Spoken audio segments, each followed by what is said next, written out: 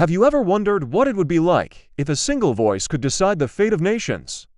Imagine, before a single soldier marches or a single ship sets sail, leaders of powerful city-states travel hundreds of miles, not to consult generals or strategists, but to listen to the cryptic words of a priestess. This wasn't a fantasy. This was the reality of ancient Greece, and at the heart of it all was the Oracle of Delphi. Nestled on the slopes of Mount Parnassus, the Temple of Apollo at Delphi was the most revered site in the ancient world. And within its sacred walls, a woman known as the Pythia would channel the words of the god Apollo himself. Kings, tyrants, and generals would make the perilous journey, bearing lavish gifts, all to ask one crucial question: should I go to war? The answers they received were rarely straightforward. They were riddles wrapped in mystery, open to interpretation. And how they were interpreted could lead to glorious victory or utter devastation. Take the story of Croesus, the fabulously wealthy king of Lydia. He was considering a war against the rising power of Persia. He sent his envoys to Delphi, and the oracle's response became one of the most famous prophecies in history. If Croesus crosses the Halys River, he will destroy a great empire. Croesus was thrilled.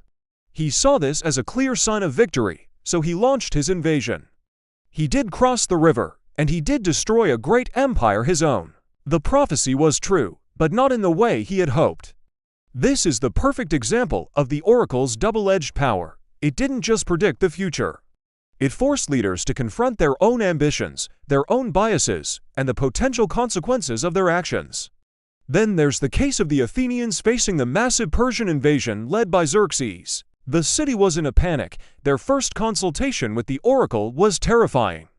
The Pythia foretold utter destruction, fire, and blood.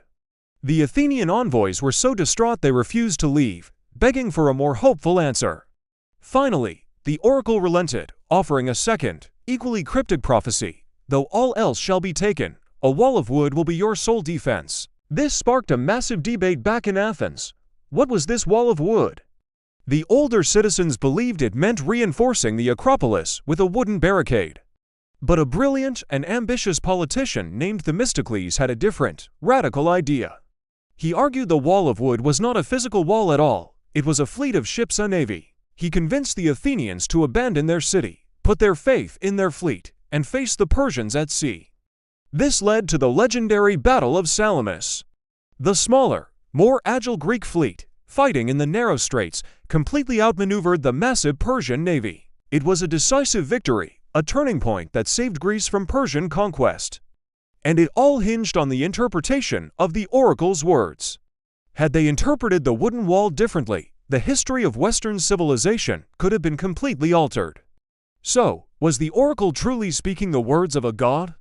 Or were the priests of Delphi masters of intelligence and diplomacy? We have to remember, Delphi was a neutral hub.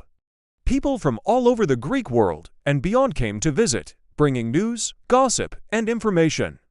The priests were incredibly well informed about political tensions, military strengths, and the personalities of various leaders. They could offer advice that was both ambiguous enough to always be true and insightful enough to be genuinely helpful. The oracle's power wasn't just in predicting outcomes, it was in bestowing divine legitimacy. Going to war with Apollo's blessing was a huge morale boost for the troops. It united the people behind a cause and placed immense pressure on the enemy. Conversely, a negative prophecy could halt an invasion in its tracks.